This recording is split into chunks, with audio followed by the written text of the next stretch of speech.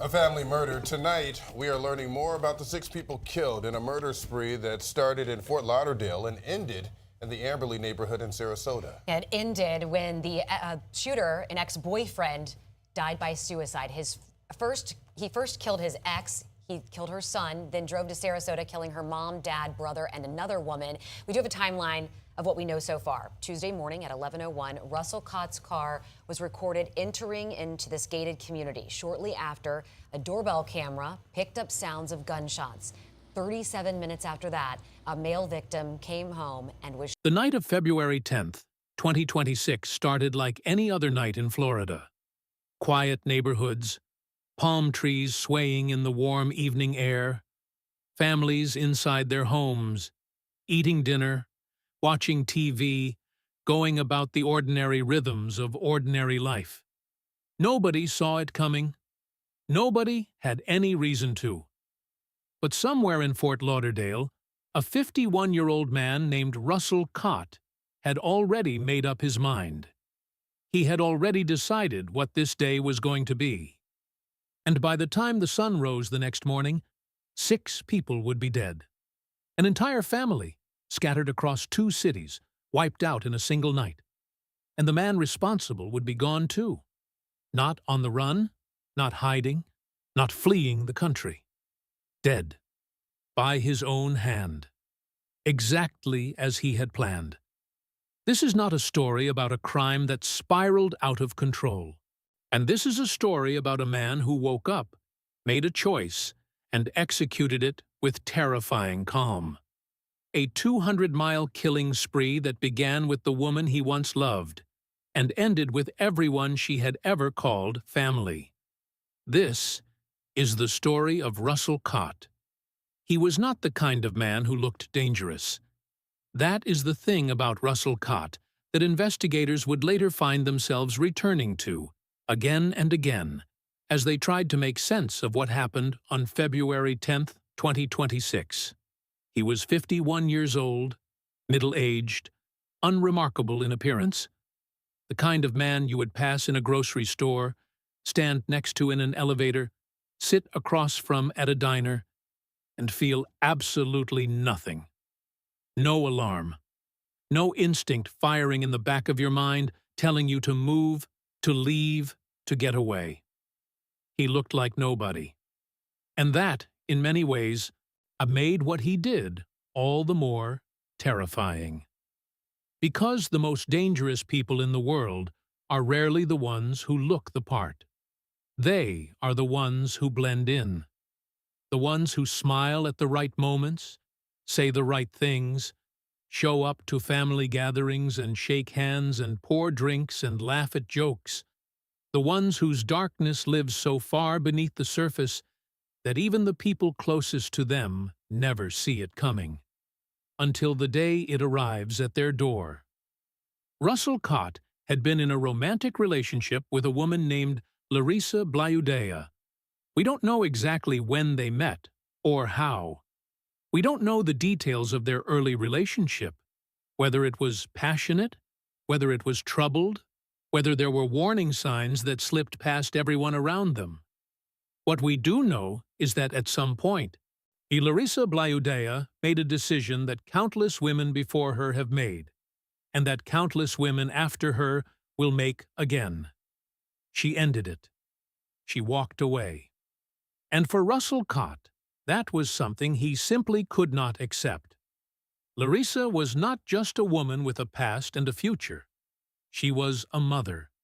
She had a son, an 18-year-old young man named Ben Azizov, and she had a family in the Sarasota area, over 200 miles north of Fort Lauderdale, who loved her deeply.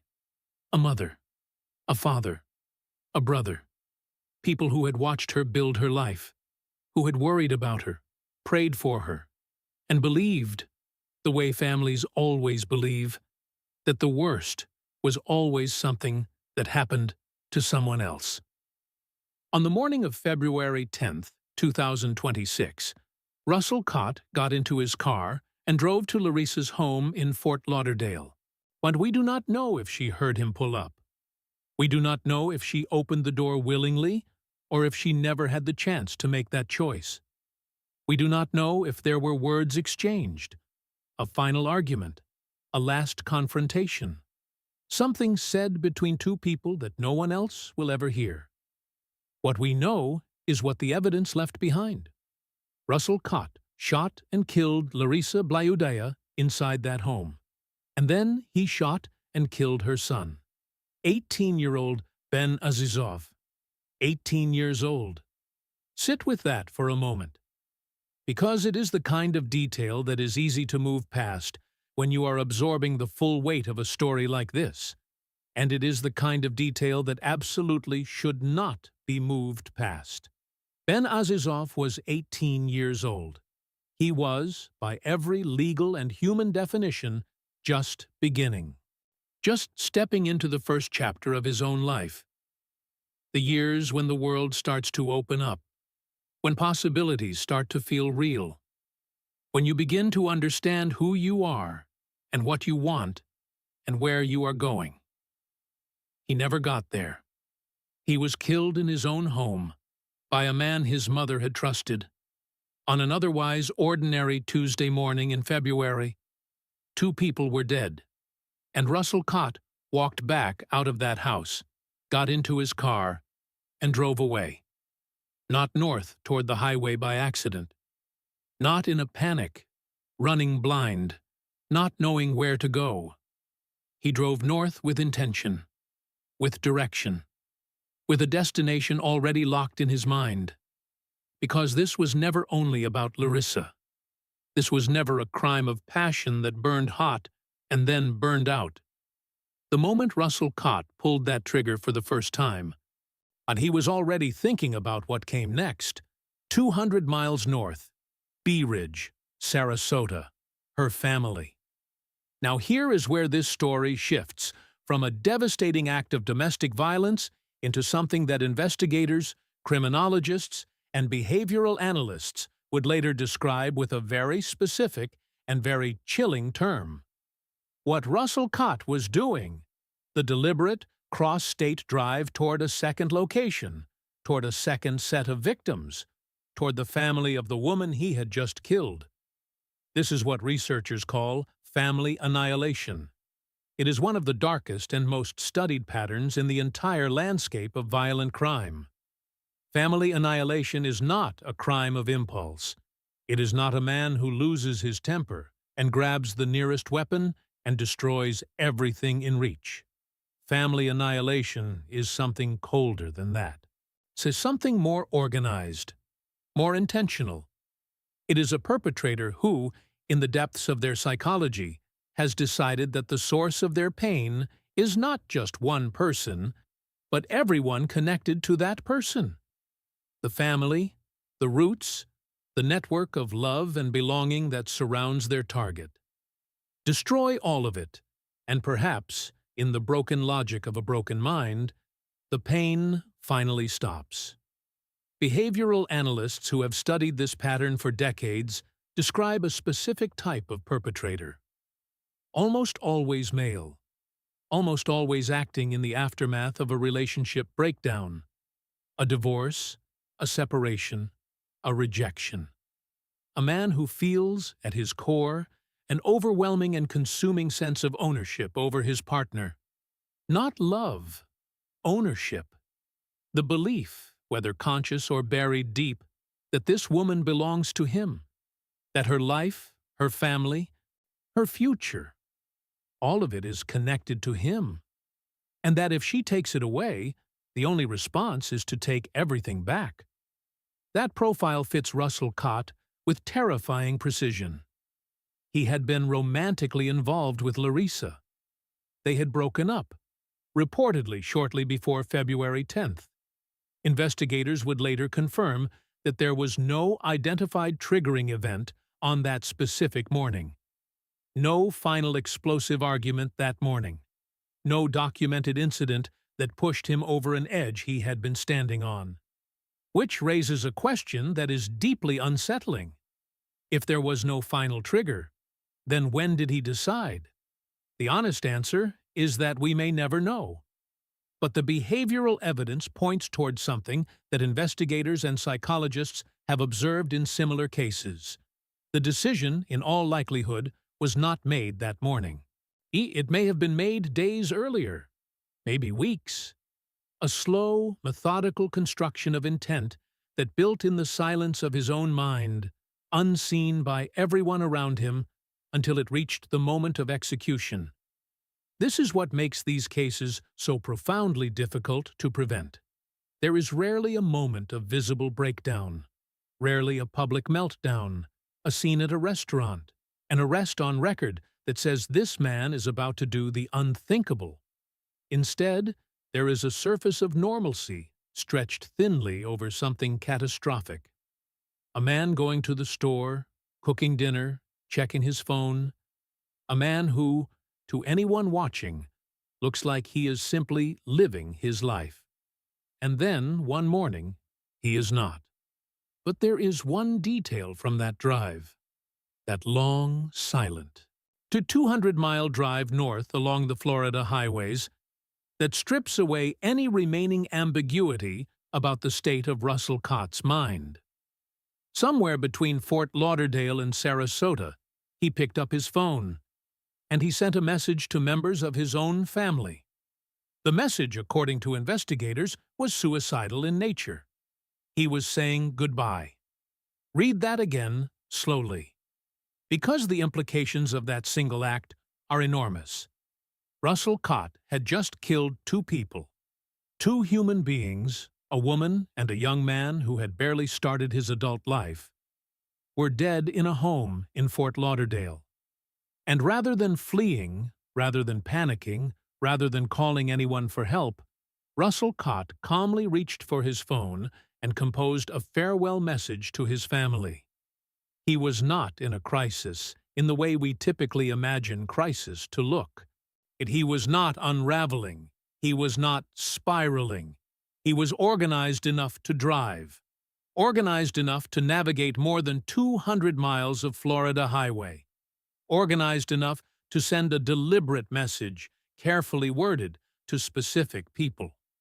This was a man in the final chapter of a plan he had already written. The goodbye message was not a cry for help. It was a notification.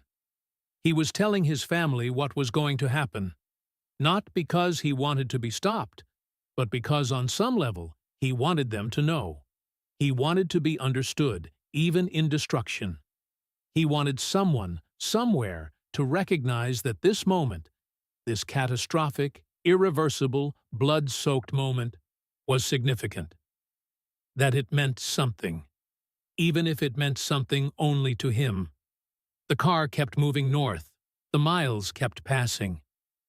Fort Lauderdale faded into the rearview mirror, and somewhere in the Sarasota area, in a quiet, gated residential community called Bee Ridge, Larissa Blyudaya's family was going about their morning. Her mother, probably doing what mothers do, moving through the familiar rooms of a familiar home, the small rituals of an ordinary day. Her father, her brother, a family friend who happened to be there, caught in the most devastating kind of wrong place at the wrong time? None of them knew. None of them had any reason to know. Larissa's body had not yet been found. No alarm had been raised. No call had gone out. The horror in Fort Lauderdale was still contained within four walls 200 miles away, unknown to the people who loved her most. And the man responsible was almost there. And the surveillance cameras at the entrance to the gated community would later become one of the most critical pieces of evidence in the investigation. Positioned at the gate, recording the steady, unremarkable flow of residents and visitors coming and going through the entrance, they captured the moment Russell Cott's car rolled into the neighborhood. Timestamp confirmed. Vehicle confirmed. And then, moments later, the cameras captured something else. Not an image, not a face, a sound, gunfire. Inside that home, Russell Cott killed 4 more people. Larissa's mother, Larissa's father, Larissa's brother, and the family friend who had simply been in the wrong place when a man with a gun and a plan came through the door. Investigators would later recover more than 20 shell casings inside the home. 20. And the number alone tells you something about the nature of what happened in those rooms. This was not a single shot, not a moment of sudden violence that ended as quickly as it began. This was sustained. This was thorough. This was a man finishing what he came to finish. And when it was done, when the last shot had been fired and the last body had fallen, Russell Cott turned the gun one final time and pulled the trigger. He died at the scene from a self-inflicted gunshot wound. 7 people dead, including the man who killed them. When law enforcement arrived, when they pushed through that door and began to absorb the full scale of what had happened, what they found was not a crime scene in the chaotic, frenzied sense. What they found was evidence of something calculated, something that had been thought through. The shell casings and the surveillance footage, the timeline that connected Fort Lauderdale to Bee Ridge with a straight, deliberate, unbroken line. This had not spiraled. This had been executed. And as investigators began the grim work of reconstructing February 10th, tracing every movement, every timestamp, every piece of physical evidence back to its origin, one question began to rise above all the others. Not how. They knew how. The question that would define the entire investigation, the question that would keep detectives awake at night and haunt the quiet rooms of the Sarasota County Sheriff's Office for weeks to come, was something far more difficult. Why? Why did Russell Cott, a man with no identified triggering event, a man who had lived peacefully inside this very family's home just months before, why did he wake up on February 10th, 2026, and decide that 6 people needed to die? The answer to that question was buried somewhere in the wreckage of a relationship, in the psychology of a man who is no longer alive to explain himself, and in the terrifying, ancient, unresolved problem of what happens when a person mistakes ownership for love. There is a particular kind of silence that falls over a neighborhood after something unthinkable happens inside it. It is not the ordinary silence of a quiet street on a weekday morning. It is not the comfortable absence of noise that settles over a suburb when the children have gone to school and the commuters have left for work, and the day has found its rhythm. This silence is different. It is heavier. It carries weight. It is the silence of people standing in their doorways, arms folded across their chests, staring at the yellow tape and the patrol cars and the investigators moving in and out of a house that looks, from the outside, exactly like every other house on the street. The silence of a community that has just learned that safety is not a guarantee, that a gate at the entrance of a neighborhood is not armor, that the distance between ordinary and catastrophic can be crossed in the time it takes a man to drive 200 miles and walk through a door. In the hours after the shooting at Bee Ridge, law enforcement from multiple jurisdictions began converging on 2 separate crime scenes, one in Fort Lauderdale, one in Sarasota, connected by a single man, a single night, and a thread of devastation that stretched across the entire width of the Florida peninsula.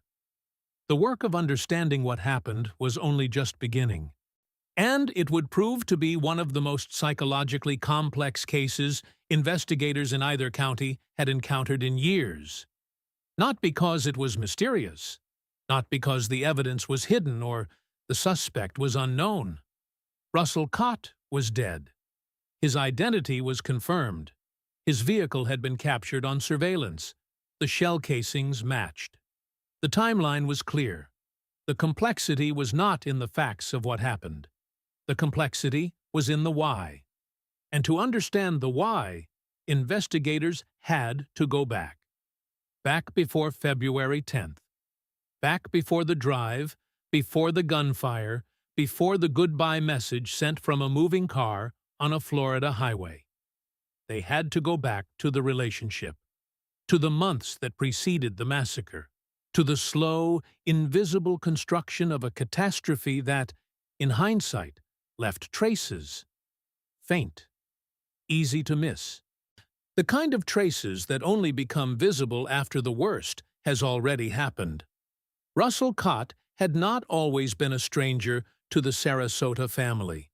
This is perhaps the detail that strikes people hardest when they first encounter this case. Because we are conditioned, when we think about violent crime, to imagine a perpetrator who is separate from the victims, an outsider, someone who enters from the darkness beyond the edges of a family's world. We are not conditioned, and perhaps never will be, for the reality that the most devastating violence often comes from inside the circle of trust itself. Russell Cott had stayed in the Sarasota home in the months before February 10th. He had been a guest inside those walls. He had eaten meals, slept under that roof, walked those hallways, and he had sat across from Larissa's parents at whatever table they gathered around. He had been present in the spaces where this family lived their lives. He had been, in every ordinary sense of the word, welcomed. And while he was welcomed, he was watching. Not in some overtly sinister way that would have set off alarms, but in the way that people with controlling tendencies always watch, cataloging, memorizing, building an internal map of everything around them. The layout of the house, the routines of the people inside it, who was where and when, what doors led where, how the neighborhood worked, how the gate functioned, what the rhythms of daily life looked like inside those walls. He was not just a house guest. He was, without anyone realizing it, conducting reconnaissance. Now it is important to pause here and acknowledge something. Because we cannot know with certainty what was happening inside Russell Cott's mind during those months in Sarasota. We cannot know at what point, if any point before February 10th, the thought of violence had already taken root. It is possible that he arrived at that home with no intention beyond what it appeared to be. It is possible that the relationship between him and Larissa deteriorated gradually, that the darkness developed slowly, that the man who stayed in that guest room was not yet the man who would return with a gun. But behavioral analysts who study intimate partner violence and family annihilation cases consistently note something troubling about perpetrators who fit this profile. The familiarity is rarely coincidental. In case after case, the perpetrator's knowledge of the secondary location, the family home, the in-laws' address, the place where loved ones gather, turns out to be a critical element of the eventual attack. Because these men, even when the relationship appears functional on the surface, are often operating from a place of deep and consuming possessiveness. They are not learning the house because they are comfortable there. They are learning the house because, at some level, conscious or not, they are already thinking about what happens if the relationship ends. And when the relationship ended, when Larissa made the decision to leave Russell Cott, all of that stored knowledge became weaponized. Investigators confirmed that the couple had broken up shortly before the killings. Shortly before. That phrase carries enormous weight in a case like this, because it tells us that the wound was fresh, that whatever grief or rage or distorted sense of loss Cott was carrying, it had not had time to settle, to cool, to find some kind of accommodation with reality. The breakup and the massacre were separated by a matter of days, perhaps weeks at most.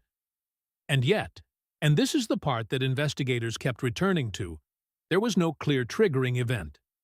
No documented final argument on February 10th. No restraining order violation. No welfare check. No concerned call from a neighbor or friend saying something felt wrong. Whatever internal threshold Russell Cott crossed on the morning of February 10th, he crossed it quietly. He crossed it alone. He crossed it in the privacy of his own mind.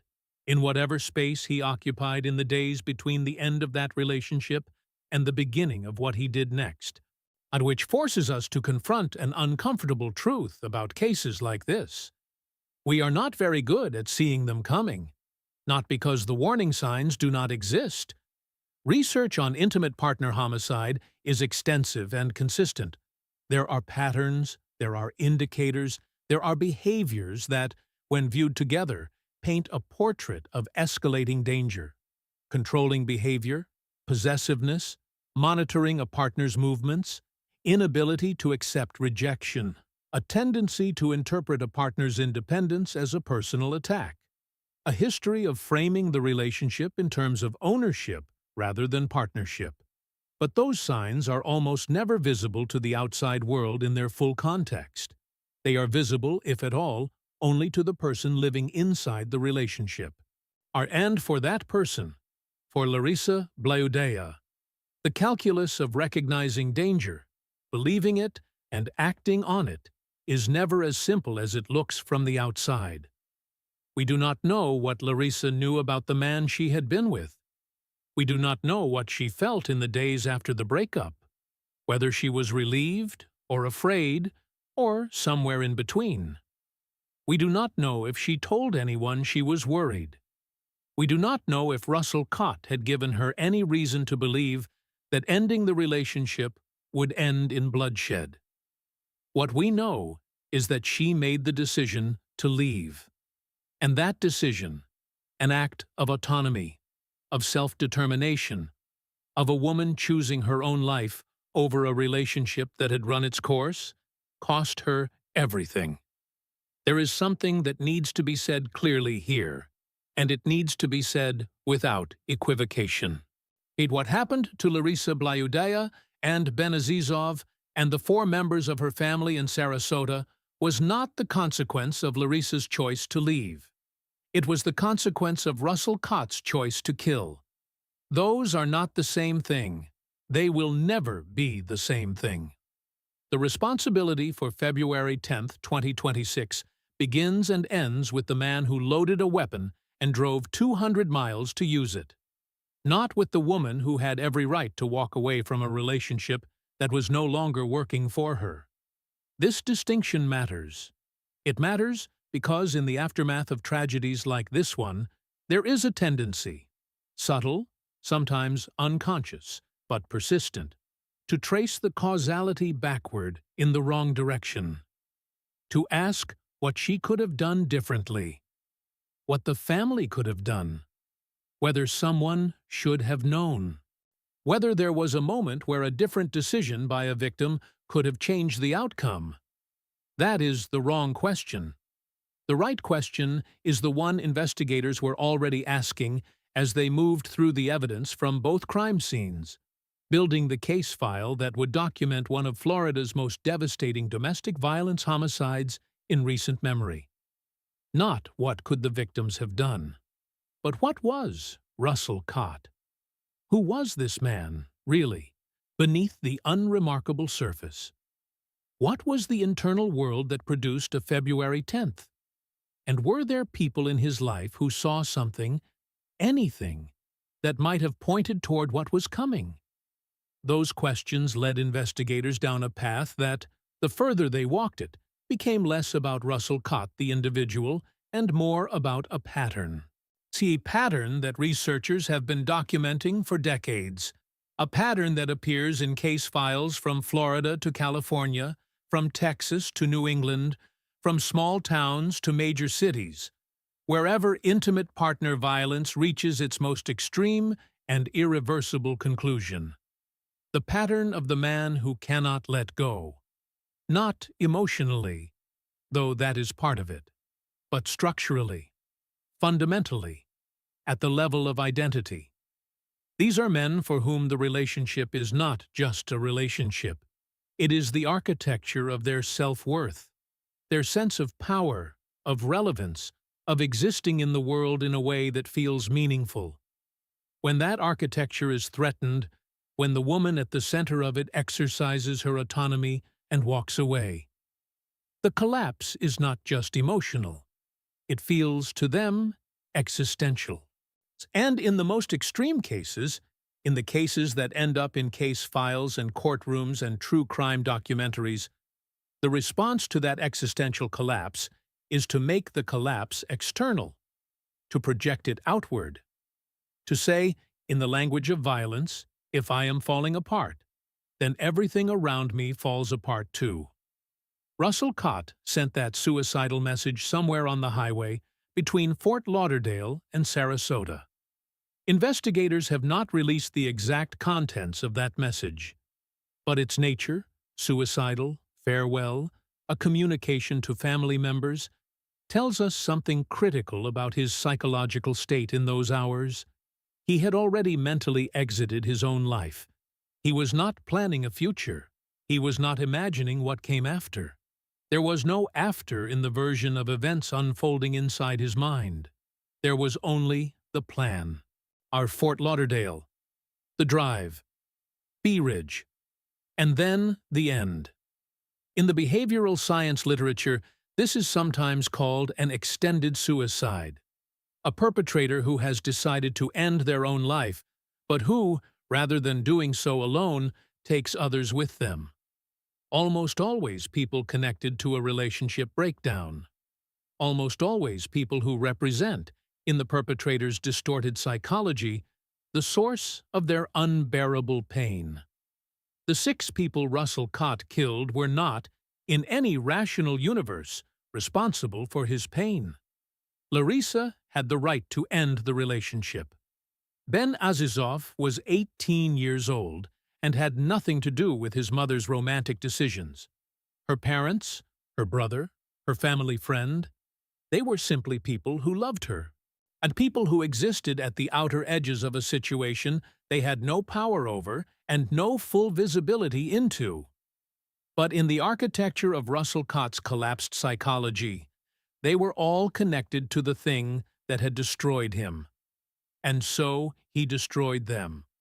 The investigators working the case in the days following February 10th found themselves doing what investigators in cases like this always eventually do: moving through the evidence with the competence and professionalism the job demands, documenting, photographing, interviewing, reconstructing, while carrying, beneath all of that procedure, the weight of something that never fully goes away.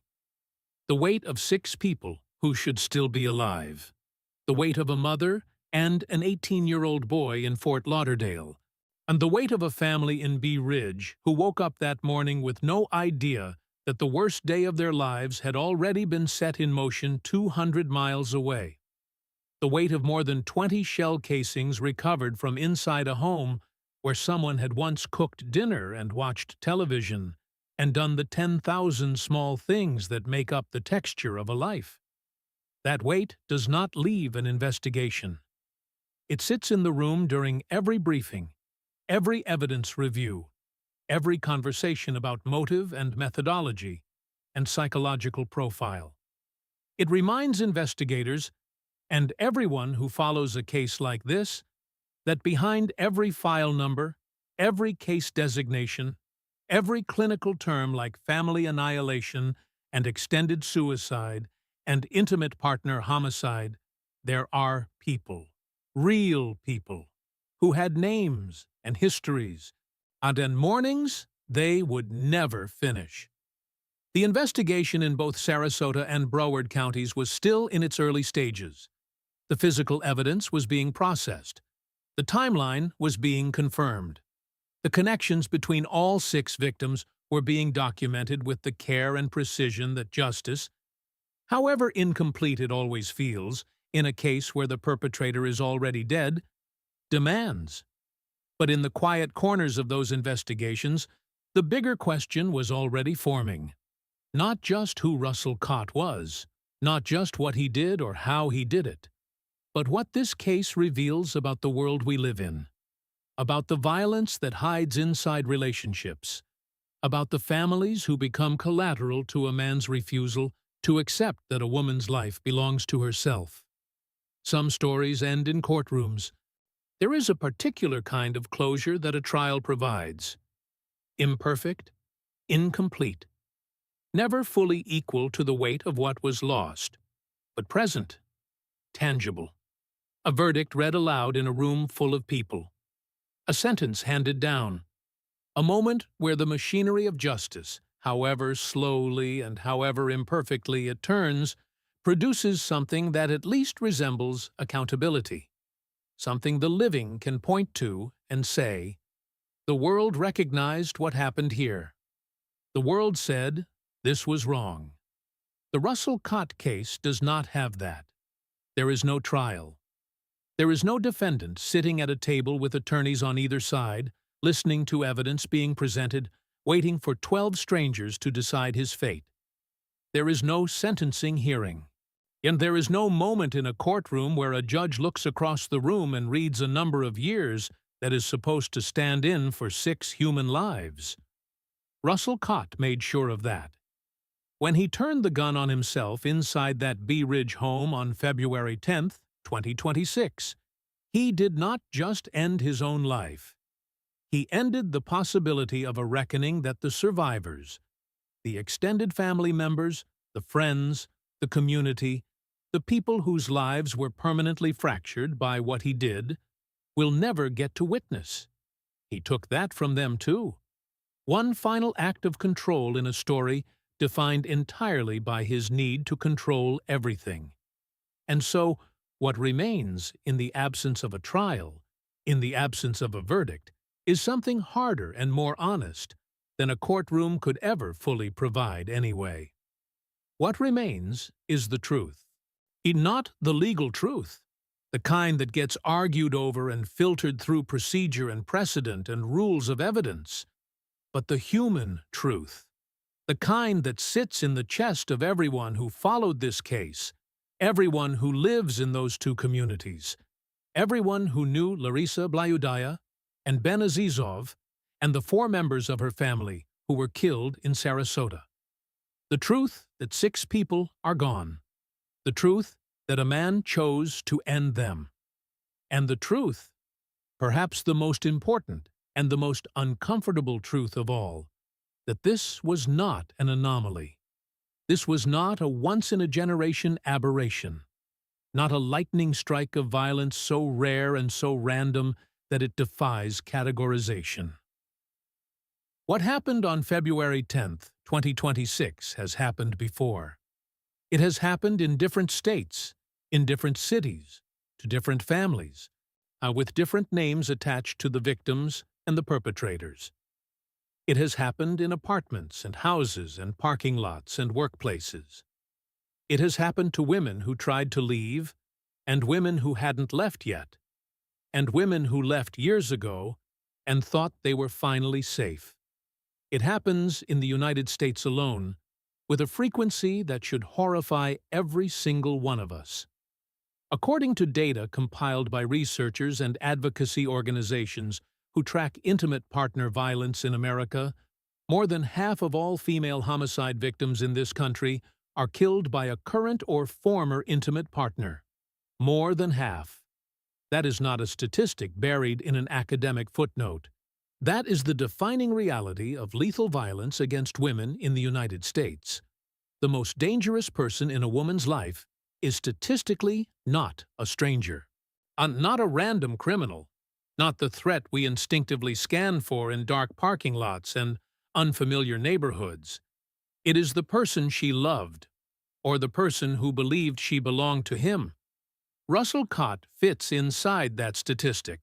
So does Larissa Blayudaya. So does Ben Azizov, who was 18 years old and died not because of anything he did or any danger he walked into, but simply because he was his mother's son.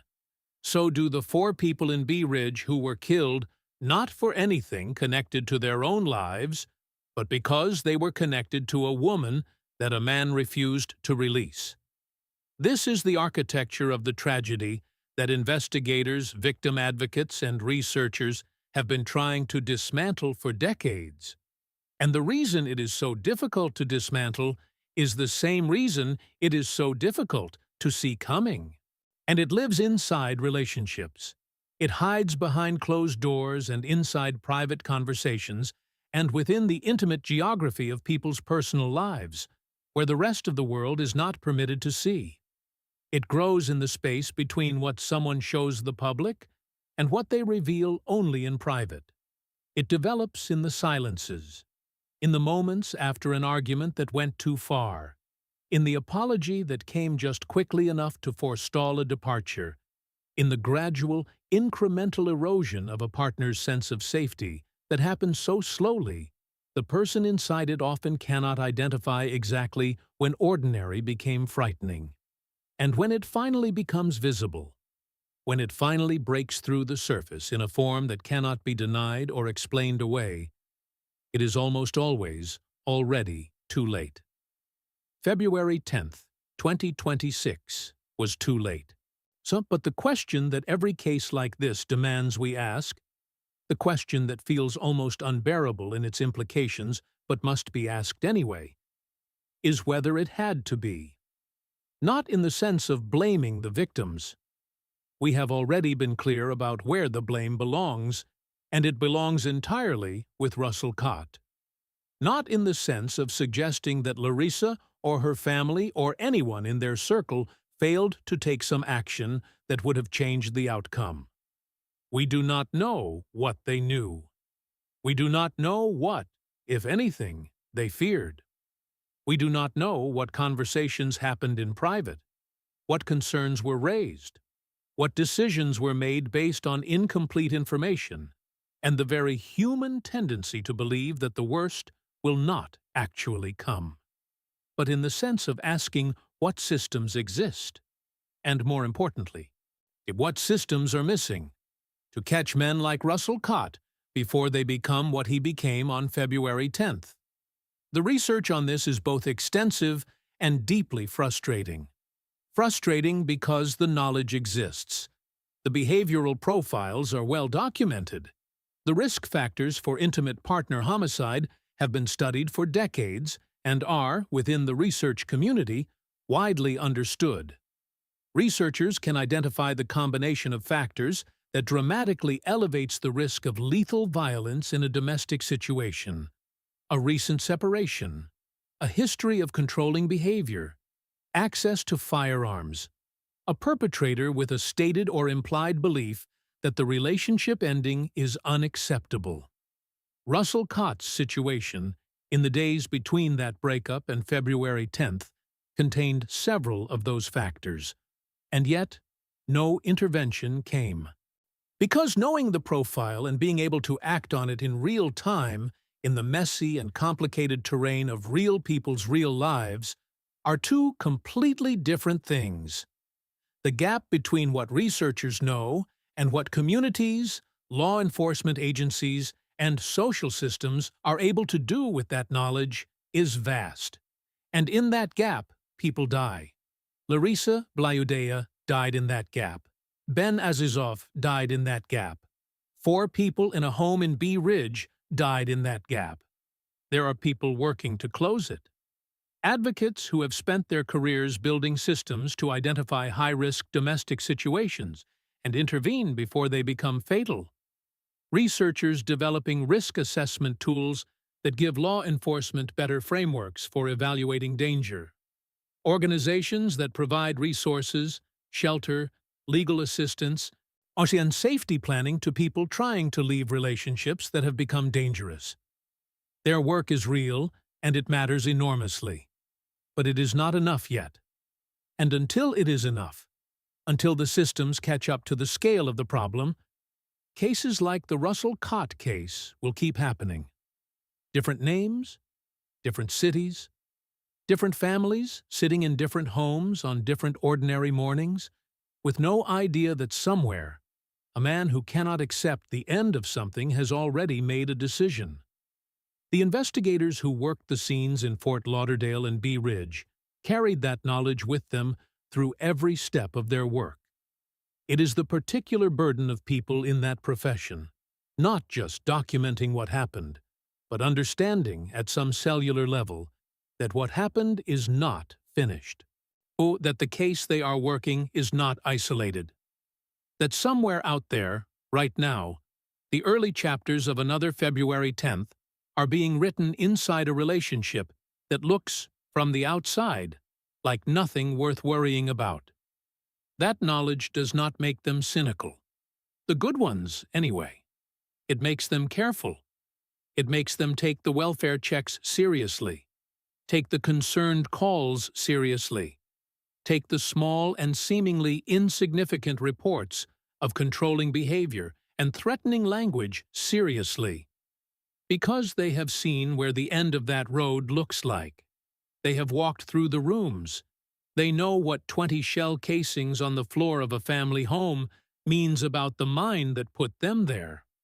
Now, there is one final thing that this story demands before it can close. A one thing that tends to get lost in the analysis and the psychology and the systemic questions, all of which matter, all of which need to be asked, but which matters more than any of it.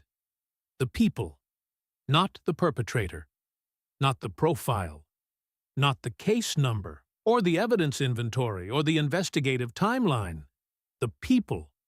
Larissa Blayudea was a woman, a real, full, irreplaceable human being with a history and a personality and a way of moving through the world that was entirely her own.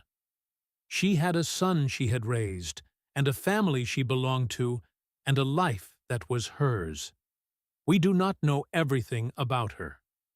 The investigation was still active at the time of this recording, and many details about the victims have been withheld out of respect for their families. But she was real. She was present. She mattered. Ben Azizov was 18 years old. 18. He had an entire life ahead of him. The kind of life that at 18 feels both infinite and just beginning to come into focus. He did not choose to be part of this story. He did not do anything that made him a target except exist as the son of a woman that a man believed he owned. He deserved to grow up. He deserved to find out who he was going to become. He deserved decades that were taken from him on a Tuesday morning in February. Larissa's mother and father were parents, people who had built a life together, raised a family, created a home in Sarasota that was full enough to welcome a guest, trusting enough to open its doors, and loving enough that their daughter knew she could always come back to it. That trust was used against them. That love became the reason they were targeted. And Larissa's brother was someone's sibling, someone's friend, a person with his own story, his own future, his own place in the world that was separate and distinct from the tragedy that consumed him. The family friend who was there that day, who was simply present, simply visiting, simply existing in a space that happened to be in the path of a man on a mission, was a person. With a name and a life and people who loved them and are now navigating the specific and devastating grief of losing someone to an act of violence they had absolutely nothing to do with. 6 people, not data points, not case study subjects, not illustrations of a behavioral profile or footnotes in a criminology paper. 6 people. Gone. Because one man decided that his pain was more important than their lives. And this is, ultimately, what every true crime story worth telling has to reckon with at its core. The genre can be compelling for many reasons. The mystery, the investigation, the psychology, the procedural detail of how crimes are solved, and how justice is pursued. All of that is real and legitimate and worth exploring. But beneath all of it, the reason these stories matter, the reason we tell them and listen to them and carry them with us, is not the perpetrator. It is the people who were lost.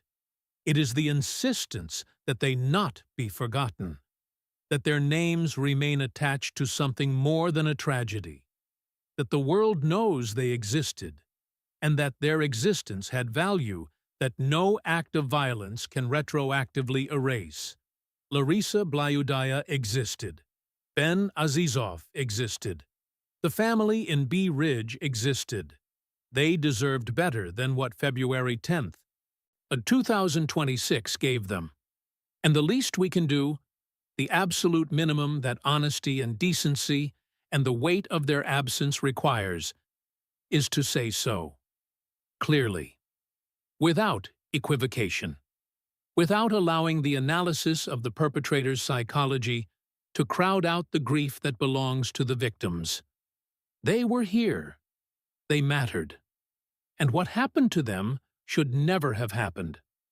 If you or someone you know is in a relationship that feels unsafe, if there is controlling behavior, threats, a partner who cannot accept boundaries, or the possibility of an ending, please reach out to the National Domestic Violence.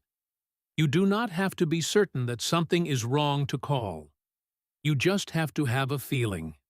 Trust that feeling, because the cost of ignoring it can be a price that no one should ever have to pay. This has been the story of Russell Cott and the 6 lives he took on February 10th, 2026. Rest in peace to all of those who were lost.